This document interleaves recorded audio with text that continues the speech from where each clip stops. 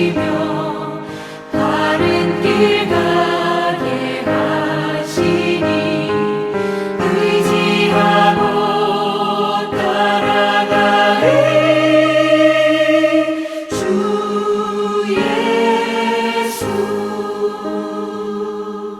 예수는 나의 힘이요 내 소망 되시니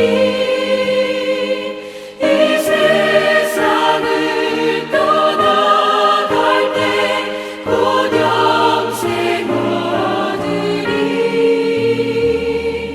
한없는 복을 주시고 영원한 기쁨 주시니 나의 생명 나의 기쁨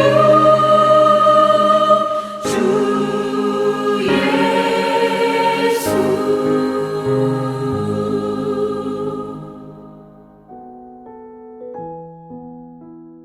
하늘에 계신 우리 아버지, 아버지의 이름을 거룩하게 하시며 아버지의 나라가 오게 하시며 아버지의 뜻이 하늘에서와 같이 땅에서도 이루어지게 하소서. 오늘 우리에게 일용할 양식을 주시고 우리가 우리에게 잘못한 사람을 용서하여 준 것 같이 우리 죄를 용서하여 주시고 우리를 시험에 빠지지 않게 하시고 악에서 구하소서. 나라와 권능과 영광이 영원히 아버지의 것입니다. 아멘.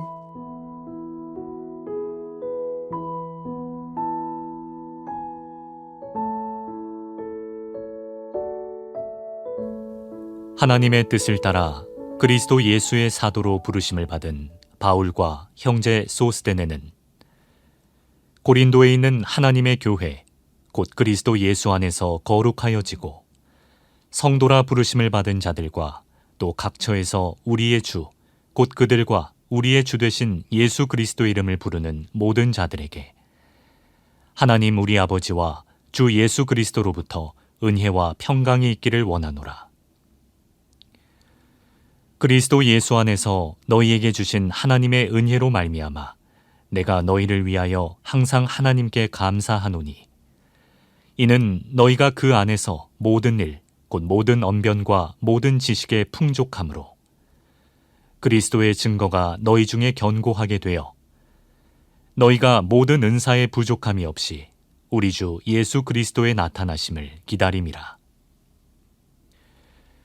주께서 너희를 우리 주 예수 그리스도의 날에 책망할 것이 없는 자로 끝까지 견고하게 하시리라. 너희를 불러 그의 아들 예수 그리스도 우리 주와 더불어 교제하게 하시는 하나님은 미쁘시도다. 형제들아, 내가 우리 주 예수 그리스도의 이름으로 너희를 권하노니 모두가 같은 말을 하고 너희 가운데 분쟁이 없이 같은 마음과 같은 뜻으로 온전히 합하라. 내 형제들아, 글로의 지편으로 너희에 대한 말이 내게 들리니 곧 너희 가운데 분쟁이 있다는 것이라. 내가 이것을 말하거니와 너희가 각각 이르되 나는 바울에게, 나는 아볼로에게, 나는 게바에게, 나는 그리스도에게 속한 자라 한다는 것이니 그리스도께서 어찌 나뉘었느냐? 바울이 너희를 위하여 십자가에 못 박혔으며 바울의 이름으로 너희가 세례를 받았느냐? 나는 그리스보와 가이오 외에는 너희 중 아무에게도 내가 세례를 베풀지 아니한 것을 감사하노니 이는 아무도 나의 이름으로 세례를 받았다 말하지 못하게 하려 함이라. 내가 또한 스데바나 집 사람에게 세례를 베풀었고 그 외에는 다른 누구에게 세례를 베풀었는지 알지 못하노라. 그리스도께서 나를 보내심은 세례를 베풀게 하려 하심이 아니요 오직 복음을 전하게 하려 하심이로되 말의 지혜로 하지 아니함은 그리스도의 십자가가 헛되지 않게 하려 함이라. 십자가의 도가 멸망하는 자들에게는 미련한 것이요 구원을 받는 우리에게는 하나님의 능력이라. 기록된 바 내가 지혜 있는 자들의 지혜를 멸하고 총명한 자들의 총명을 폐하리라 하였으니 지혜 있는 자가 어디 있느냐? 선비가 어디 있느냐? 이 세대의 변론가가 어디 있느냐? 하나님께서 이 세상의 지혜를 미련하게 하신 것이 아니냐. 하나님의 지혜에 있어서는 이 세상이 자기 지혜로 하나님을 알지 못하므로 하나님께서 전도에 미련한 것으로 믿는 자들을 구원하시기를 기뻐하셨도다. 유대인은 표적을 구하고 헬라인은 지혜를 찾으나 우리는 십자가에 못 박힌 그리스도를 전하니 유대인에게는 거리끼는 것이요 이방인에게는 미련한 것이로되 오직 부르심을 받은 자들에게는 유대인이나 헬라인이나 그리스도는 하나님의 능력이요 하나님의 지혜니라. 하나님의 어리석음이 사람보다 지혜롭고 하나님의 약하심이 사람보다 강하니라.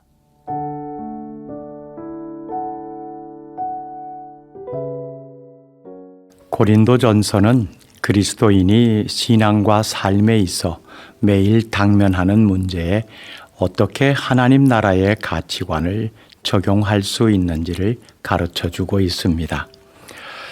고린도라는 도시는 항구 도시라서 자연히 여행자와 상인들의 왕래가 많았고 다양한 인종과 문화가 들어와 종교적으로는 혼합주의였습니다.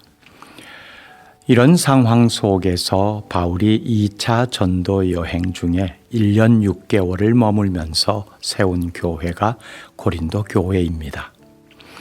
교회를 세운 후에 바울은 고린도를 떠나 있다가 3차 전도 여행 중에 에베소에 들렀을 때 고린도 교회에 관한 소식을 듣게 되었는데 대부분 좋지 못한 내용들이었습니다.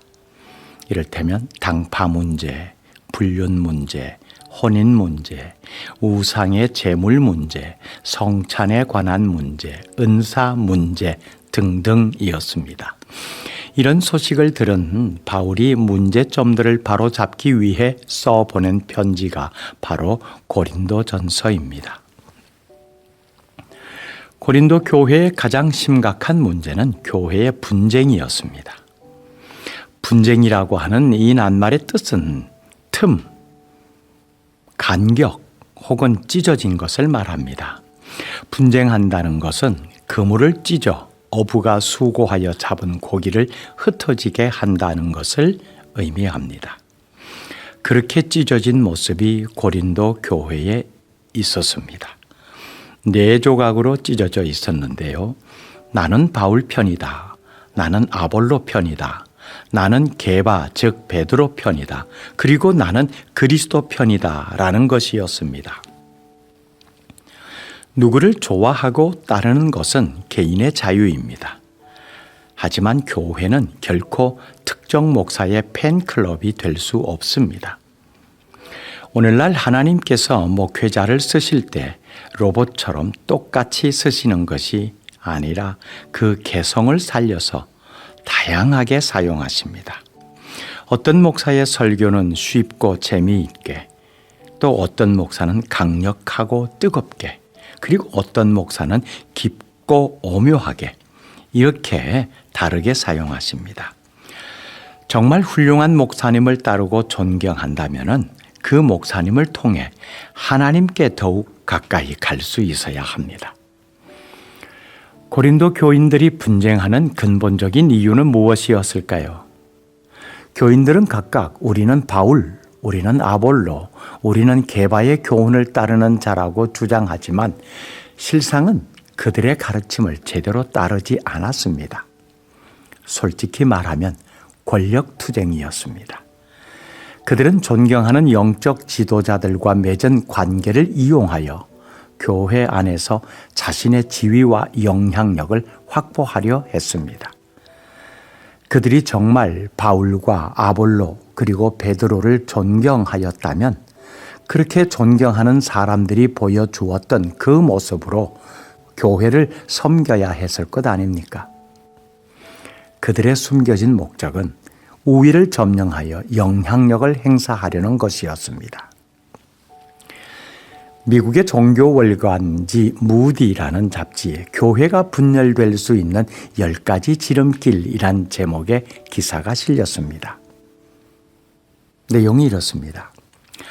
교회 안에 떠도는 모든 소문과 비판을 다 귀담아 들어라.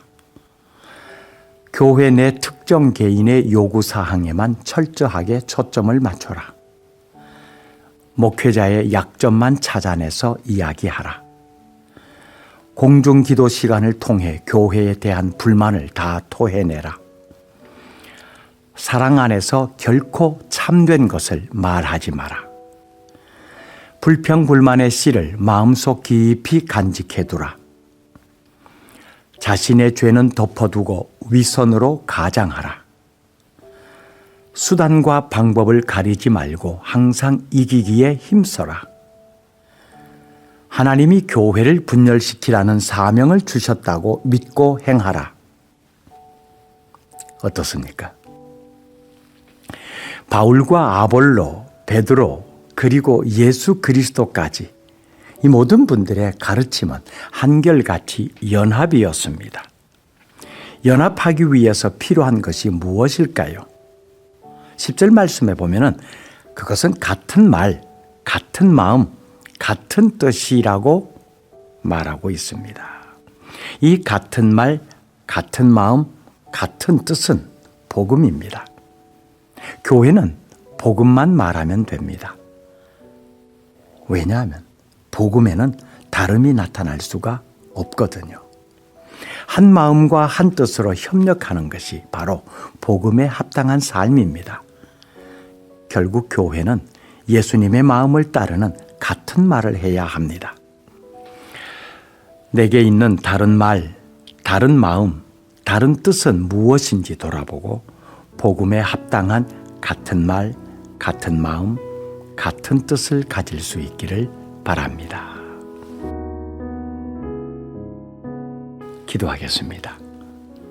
하나님, 우리가 누구의 영향력을 받고 어떤 신앙의 선배를 존중하고 어떤 신앙의 길을 더 돈독히 해 나가는가 하는 것은 개인에 따라 다를 수 있겠지만 그 모든 부분들이 가르치는 것은 결국 예수 그리스도를 향한 것일진데 어떠한 모습으로 누구의 영향을 받든 오직 그리스도의 모습이 우리 안에 담겨지게 하옵소서. 하나님께 더욱 가까이 나아가는 모습이 되게 하옵소서. 예수님 이름으로 기도드립니다. 아멘. 계속해서 묵상과 개인 기도를 이어가십시오.